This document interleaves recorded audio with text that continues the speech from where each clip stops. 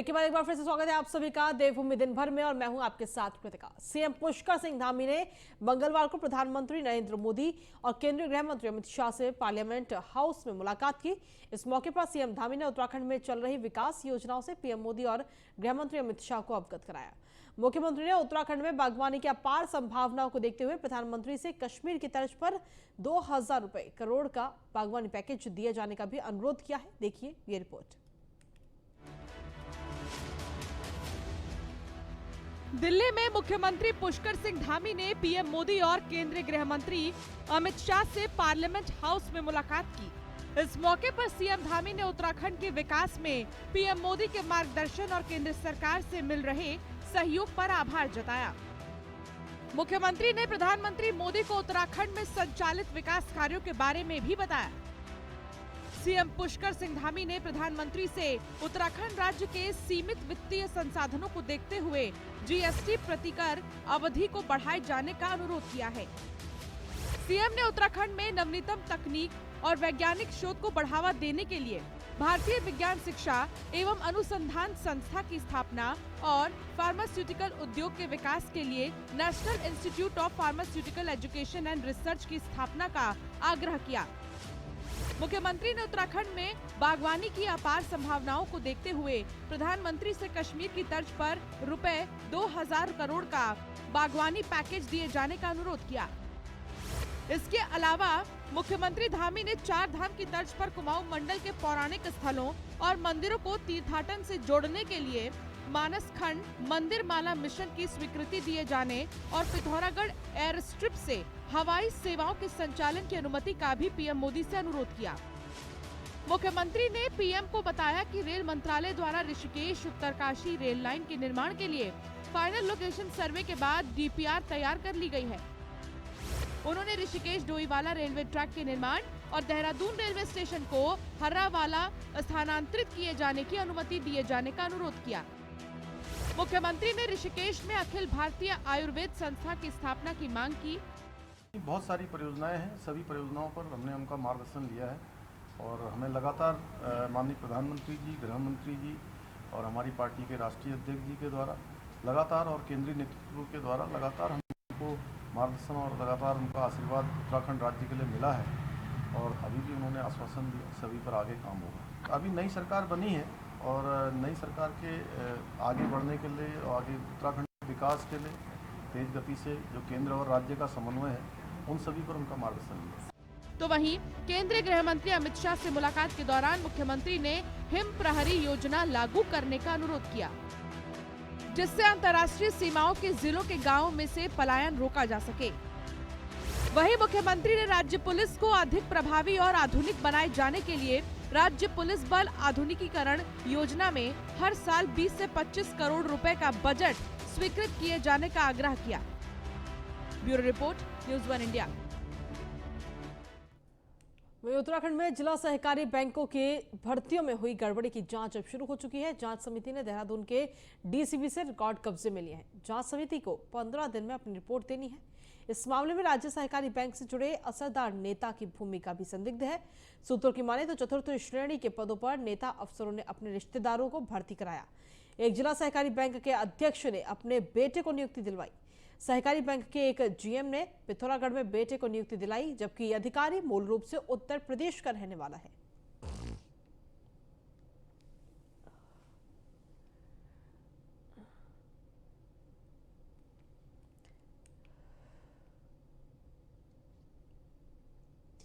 तो आपको बता दें कि ये पूरा मामला सामने आया और अब इसमें 15 दिन का समय जब जांच समितियां अपनी रिपोर्ट को सौंपेंगी।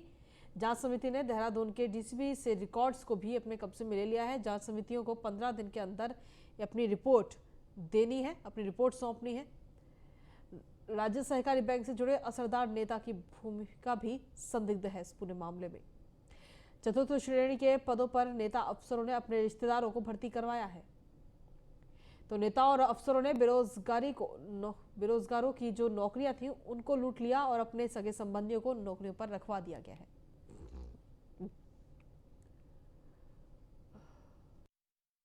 सहकारी बैंकों में चतुर्थ श्रेणी हेतु पहले आवेदन मांगे गए थे और उन पर भर्ती प्रक्रिया प्रारंभ हुई थी। और कुछ जो जिले हैं उन्होंने तो रिजल्ट नहीं निकाले, लेकिन 3 जिलों ने इसके रिजल्ट दिए हैं। लेकिन उसमें जांच की आशंका पाई गई तो सहकारिता मंत्री जी द्वारा उसके लिए जांच बिठा दी गई है और जांच गतिमान है और जांच प्रारंभ हो चुकी है। और उसमें सहकारिता मंत्री जी ने स्पष्ट आदेश दिए हैं कि अगर दोषियों को किसी भी दशा में नहीं बख्शा जाएगा, जो भी कोई भी गड़बड़ कर रहा होगा उस पर पूरी कार्रवाई की जाएगी। इसमें 2 जांच अधिकारी निबंधक स्तर के नियुक्त कर दिए गए हैं। सहकारी बैंकों में प्रदेश में जिला सहकारी बैंकों में गतिमान चतुर्थ श्रेणी के कर्मचारियों के रिक्रूटमेंट में भारी गड़बड़ी और अनियमितताएं पाई गई हैं, जिसको देखते हुए जो निबंधक महोदय हैं तमाम सहकारी बैंकों के उत्तराखंड के श्री आलोक कुमार पांडे, उन्होंने इन भर्ती प्रक्रियाओं पर और नियुक्तियों पर रोक लगाने का शासनादेश जारी कर दिया था। उसके बावजूद देखा जा रहा है कि पक्षपातपूर्ण रवैया अपनाते हुए भाई भतीजावाद अपने चरम पर है और कई सारे जो सहकारिता में जो मैनेजमेंट पोजीशंस पे लोग हैं, निदेशक लेवल के लोग हैं या क्लर्क हैं, उनके अपने ही रिश्तेदार नातेदार इसमें चतुर्थ श्रेणी में समायोजित करने का प्रयास किया गया है। वहीं मसूरी में 7 अप्रैल को मुख्यमंत्री पुष्कर सिंह धामी के प्रस्तावित दौरे को लेकर प्रशासन और पुलिस ने कमर कस ली है। सीएम के प्रस्तावित दौरे को लेकर एसडीएम नरेश दुर्गापाल ने सभी संबंधित विभागों के निर्देश दिए हैं कि सभी व्यवस्थाओं को समय पर दुरुस्त किया जाए और इसके अलावा डीएम ने अधिकारियों के साथ बैठक कर उप जिला चिकित्सालय और टाउन हॉल का भी निरीक्षण किया। बता दें कि 7 अप्रैल को मुख्यमंत्री पुष्कर सिंह धामी उप जिला चिकित्सालय में सीटी स्कैन मशीन का लोकार्पण करेंगे।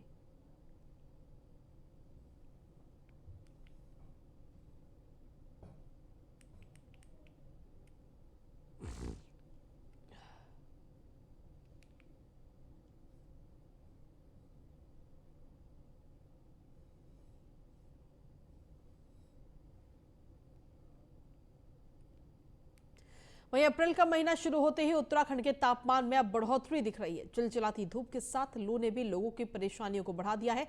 मौसम विज्ञान केंद्र के निदेशक विक्रम सिंह की माने तो 10 अप्रैल के बाद तापमान में और बढ़ोतरी होगी। विक्रम सिंह ने बताया कि 10 अप्रैल के बाद तापमान मैदानी इलाकों में 39 से 40 डिग्री तक पहुंच जाएगा, जबकि पहाड़ों में 30 डिग्री सेल्सियस तक पहुंच जाएगा। हालांकि 13 अप्रैल के बाद से पहाड़ी जिलों में हल्की बारिश की संभावना बनी हुई है। मौसम विभाग के निदेशक विक्रम सिंह से बात की हमारे संवाददाता संदीप नेगी ने। की तपिश है वो भी लगातार बढ़ रही है। क्या कुछ आने वाले दिनों में तापमान रह सकता है और हाल फिलहाल अगर हम बात करें तो अभी तक कितना ऑलमोस्ट रहा है मार्च के महीने में? बिल्कुल, देखिए आपने 28 वेदर एक्टिविटी थी जिसमें कि रेनफॉल अच्छी मिली थी या स्नोफॉल भी मिली थी, तो तभी वो थी एक्टिविटी और उसके बाद पूरा जो है ड्राई रहा है मार्च भी जो है, और अभी आपका ये अप्रैल भी फर्स्ट वीक करीब करीब होने जा रहा है और अभी तक भी कोई रेनफॉल एक्टिविटी है नहीं।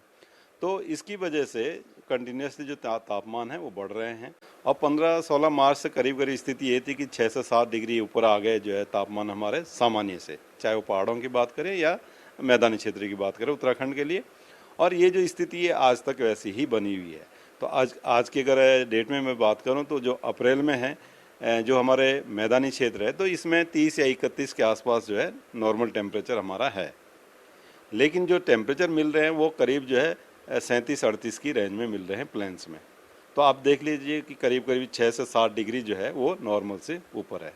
इसी तरह अगर पहाड़ों में बात करें तो पहाड़ों में भी 20 डिग्री के आसपास है, जो जैसे कि मुक्तेश्वर है या मसूरी है, लेंसडाउन है, नैनीताल है, ये जो हाइट के जो एरियाज है तो इसमें 20 के आसपास इस समय टेम्परेचर होने चाहिए, लेकिन जो मिल रहे हैं टेम्परेचर वो 26 या 27 के आसपास वो मिल रहे हैं।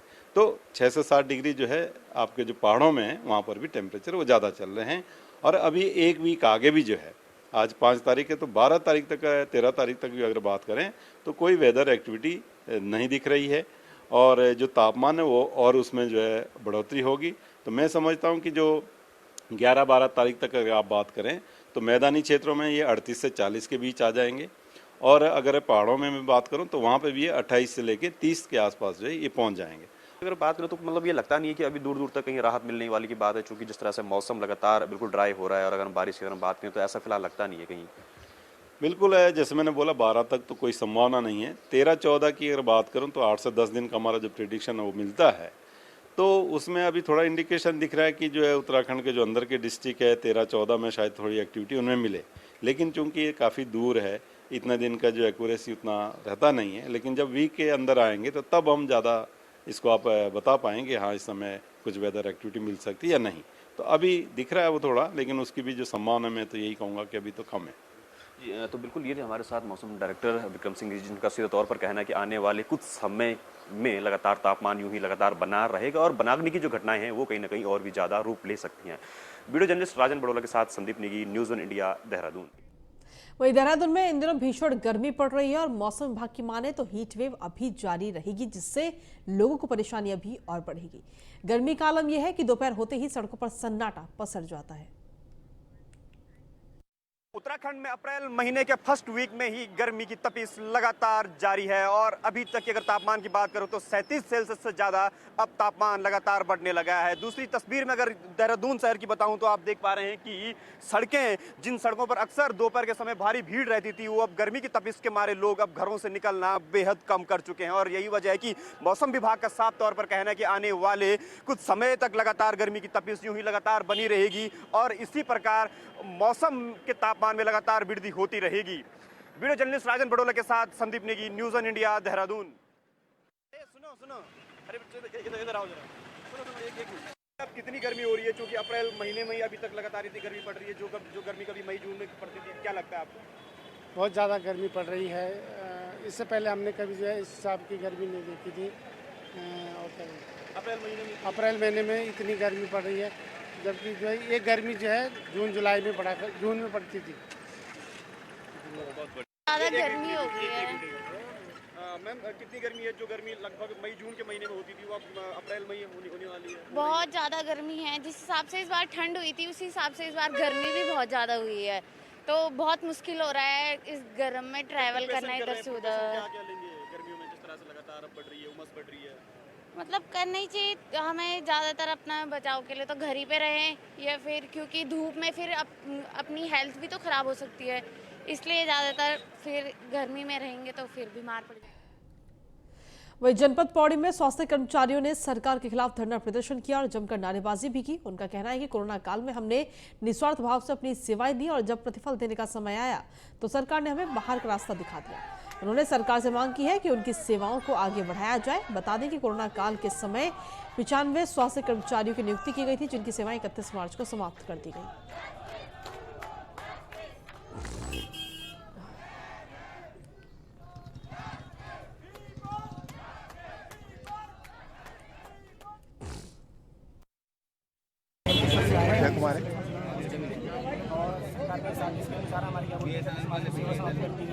हमने इस कोविड काल में अपनी जान की परवाह न करते हुए सभी छात्रों को इसमें सेवा दी है। हम ये चाहते हैं कि सरकार अपनी नैतिकता को ध्यान में रखते हुए हमारे बारे में सोचे और उसके बदले में हमें क्या मिल रहा है, कुछ नहीं मिल रहा। बल्कि हमें जो मार्च का वेतन आना चाहिए था, मार्च के वेतन में भी हमारी कटौती करके दी गई है। ये देखने को मिला कि इन्होंने जो है अपना एक जुलूस टाइप का प्रदर्शन किया है, तो मैं इनके पास आया हूँ कि भाई इस तरह का क्या बात है। तो मुझे लगा कि अभी तक इनकी कोई सुनवाई नहीं हुई है मंत्री जी की तरफ से, और मिले हैं, इनको आश्वासन मिला कि हम आगे कुछ करेंगे। कि कई परिवारों की जो आर्थिक स्थिति किसी से चल रही थी और अचानक से हमको हटा दिया गया है। कई परिवारों की आर्थिक स्थिति चल बना गई है इससे, और ये भी हुआ है कि हमने निस्वार्थ सेवाएँ देने का हमने काम किया था, लेकिन इन निस्वार्थ सेवाओं के का हमें प्रतिफल भी मिलना चाहिए। ये हर किसी की आशा होती है। हम यही चाहते हैं कि हमको इसका प्रतिफल मिल जाए। वहीं कालाढूंगी विधायक बंशीधर भगत ने विधायक बनने के बाद पहली बार कॉर्बेट ग्राम में बैठक का आयोजन किया और ग्रामीणों की समस्याओं को सुना। विधायक ने कुछ समस्याओं का मौके पर निस्तारण भी किया, साथ ही प्रचंड बहुमत से मिली जीत के लिए जनता का आभार भी जताया। उन्होंने कहा कि महिलाओं ने बीजेपी को इस बार भारी मतों से विजय बनाया है। कॉर्बेट ग्राम समिति के सदस्यों ने विधायक को ज्ञापन सौंपकर जंगल सफारी शुरू करने की मांग की, जिससे स्थानीय लोगों को रोजगार का अवसर प्राप्त होगा।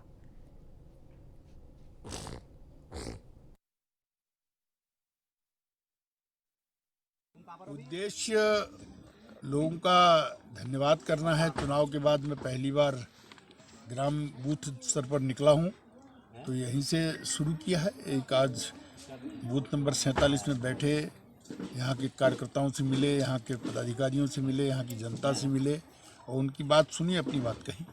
सर ये जंगल सफारी के लिए सर ज्ञापन दिया गया है कॉर्पोरेट ग्राम समिति द्वारा, तो क्या ज्ञापन दिया गया है, उसको देखेंगे, अधिकारियों से बात करेंगे क्या है, तो उसमें जो भी संभव होगा वो करेंगे। मसूरी में सड़क किनारे अवैध अतिक्रमण को लेकर नेशनल हाईवे के अधिकारियों ने सख्त कार्रवाई की और अकादमिक एमटी रोड के पास से लगे अवैध अतिक्रमण को हटाया।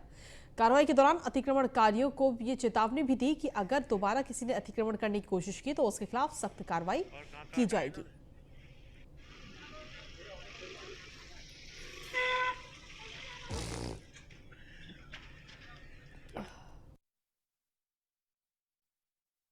तो पहले ही बात हो गई थी कि भाई जो भी अतिक्रमण होगा उसको बिल्कुल भी बख्शा नहीं जाएगा, और जैसा हमने सुबह भी बताया था सभी को कि भाई ये कार्रवाई होनी है, सबके नाम भी नोट कर दिए गए थे। और जैसा कि आपने देखा होगा अतिक्रमण जो है ये अस्थायी था और इन्होंने ये मान लिया कि ये गलत तरीके से हुआ था और इन्होंने इसको हटा भी दिया। तो क्या इसे परमानेंट रूप से हटाया जा रहा है? बिल्कुल परमानेंट तो ये अपना भी है, क्योंकि अस्थायी तो था ही नहीं। इसमें वैन है, किसी का रिक्शा है, तो इन्होंने हटा दिया है। तो रुड़की के मंगलौर में आम के बगीचे को वन माफियाओं ने साफ कर दिया, जिसकी खबर खुद वन विभाग के अधिकारियों तक को नहीं हुई। वन विभाग अपने ही क्षेत्र में कट रहे आम के बगीचों से खफा रहा और वहां माफियाओं ने पूरा बगीचा साफ कर दिया। जानकारी के मुताबिक वन माफियाओं ने रात दिन उन पर आरी चलाकर आम के बगीचों को साफ कर दिया, जिसकी सूचना फॉरेस्ट विभाग को मिलने के बाद फॉरेस्ट गार्ड मौके पर पहुंचे, जिसके बाद उसकी भनक विभाग को हुई। मामले में वन विभाग के क्षेत्र अधिकारी मयंक गर्ग का कहना है कि बीती रात उनको सूचना मिली थी और वो सूचना पाकर मौके पर पहुंचे, जहां देखा कि आम के पेड़ों का पतन हो रखा है, जिसके बाद कार्रवाई शुरू की गई है।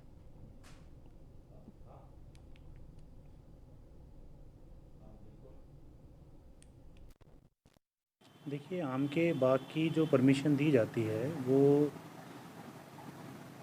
उद्यान विभाग के द्वारा दी जा रही है, और जिस बगीचे की आप बात कर रहे हैं उस बगीचे में भी पूर्व में उद्यान विभाग द्वारा ही परमिशन दी गई थी, और इससे पहले भी उस बाग में पातन हुआ था, तो जो कार्यवाही उसमें की गई थी वो उद्यान विभाग द्वारा की गई थी।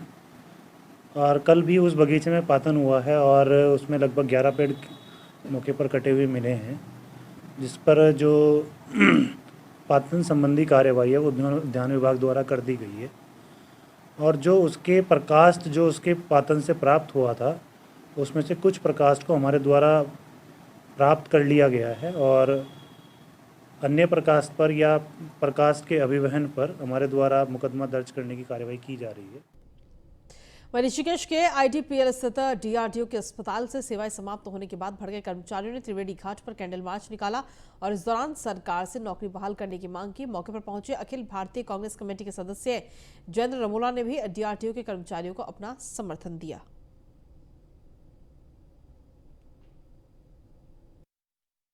डीआरडीओ के द्वारा एक अस्पताल कोविड काल में बनाया गया था पिछले वर्ष, जिसमें लगभग 150 के आसपास नर्सिंग स्टाफ की गई थी, और इनको बिना पूर्व नोटिस के 31 मार्च को हटाया गया। जिस तरह से इन्होंने बताया, इस तरह से इनकी बात हुई। आज पिछले कुछ दिनों से धरने पर हैं, और धरने के बाद आज इन्होंने त्रिवेणी घाट पर एक कैंडल मार्च के थ्रू प्रदर्शन करने का काम किया, सरकार के खिलाफ प्रदर्शन करने का, एक नारे के साथ कि कोरोना में हम खड़े थे, आज हमारे साथ कौन खड़ा है। डीआरडीओ। वहीं धर्मनगरी हरिद्वार में कोरोना संक्रमण से बचाव के लिए 12 से 14 साल की आयु के बच्चों को वैक्सीन लगाई जा रही है। हरिद्वार जिले में वैक्सीन लगाने के लिए शहरी और ग्रामीण क्षेत्रों में कई केंद्र बनाए गए हैं। साथ ही बच्चों को जागरूक करने के लिए जनपद के स्कूलों में संपर्क भी किया जा रहा है, जिससे बच्चे समय से वैक्सीन लगवा सकें और कोरोना संक्रमण से बच सकें। आपको बता दें कि हरिद्वार जिले में अभी तक 6000 बच्चों को वैक्सीन लगाई जा चुकी है।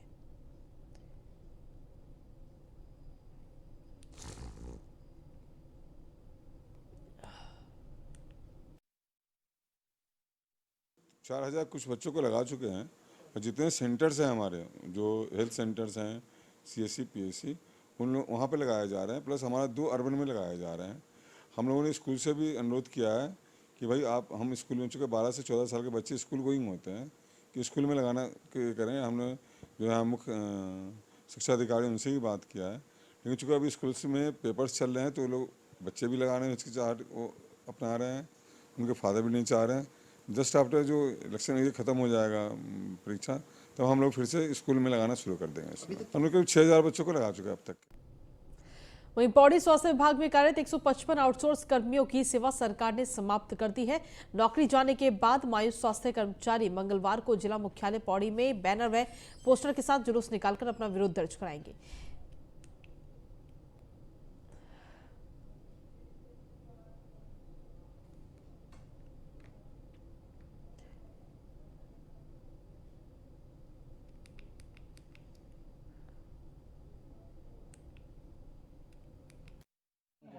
मनाने के लिए ये प्रयास है कि आज हमारे ऑफिस में अभी हमने बैठक ली और कल की तैयारियां कर रहे हैं। कल हम पूरे पौड़ी डिस्ट्रिक्ट के कर्मचारी पौड़ी शहर में रैली निकालेंगे और अपना आक्रोश जताएंगे और अपने आवाज़ स्वास्थ्य मंत्री तक पहुंचाएंगे। और अगर फिर भी हमें कोई परिणाम नहीं मिला तो हम संगठन द्वारा निर्णय के पक्ष में जाएंगे। संगठन द्वारा हमें जो बताया जाएगा, देहरादून चलना है तो हम देहरादून जाएंगे, वहाँ पे भी हम धरना प्रदर्शन करेंगे। मनाने के लिए ये प्रयास है कि आज हमारे ऑफिस में ऋषिकेश में लक्ष्मण झूला पुल पर आवाजाही पूर्ण रूप से बंद कर दी गई है। पुल का तार टूटने के कारण सुरक्षा को ध्यान में रखते हुए ये फैसला लिया गया है।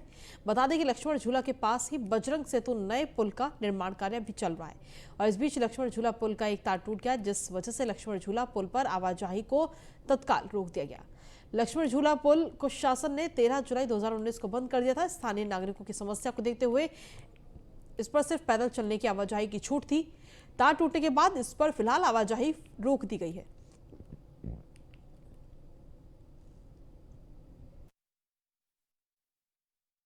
विश्व प्रसिद्ध लक्ष्मण झूला पुल के जहां टूटने की अफवाह फैली, वहीं पर अगर हम बात करें तो उसके बगल में जो एक बजरंग सेतु बनाने की नई प्रक्रिया शुरू हुई है। क्योंकि ये जो लक्ष्मण झूला का पुल है, ये आज से 4 साल पहले बंद कर दिया गया था। सिर्फ पैदल यात्रियों के लिए ही खुला हुआ था, क्योंकि इसकी मियाद ख़त्म हो चुकी थी। इसीलिए सरकार के बहुत प्रयत्न के बाद इसके बगल में ही एक नया पुल बनाने की तैयारी चल रही थी, जिसके चलते उसका जो तार था, जो सपोर्टिंग तार थी, वो तोड़नी पड़ी, उसको खोलना पड़ा, जिसकी वजह से पुल पे एक झटका सा लगा और उसके जितनी तारें सपोर्टिंग तारें थी वो खुल गई। और इसी वजह से सारे में इस बात की अफवाह फैल गई कि लक्ष्मण झूला पुल का जो एक तार था वो टूट गया, जिसकी वजह से पुल को खतरा है। खतरे की बात है, लेकिन जब बगल में जो बजरंग सेतु बन रहा है, मैं आपको दिखाना चाहूँगा कि ये उसका कार्य शुरू हो रखा है। और इस कार्य के चलते यहाँ पे उस पुल पर थोड़ी बहुत तो इसकी